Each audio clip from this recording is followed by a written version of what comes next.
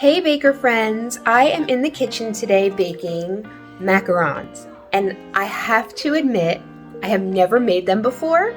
So today actually last night was my first attempt at making macarons, and I have to say I think they came out pretty good. They all had feet, which I was so thrilled about. And I was telling my husband, I'm like, they have feet. Look at the little feeties. And he was just like clueless, looking at me like I was crazy.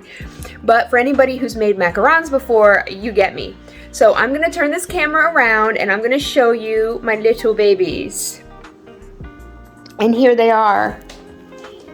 See my little feeties? So these are filled, these right here in front are filled with almond buttercream, and then the ones in the back have almond buttercream with homemade strawberry jam.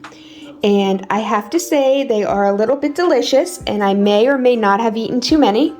But I am having a sale, a pop-up bakery this Saturday, and so maybe I'll just have some available. Who knows? We'll see.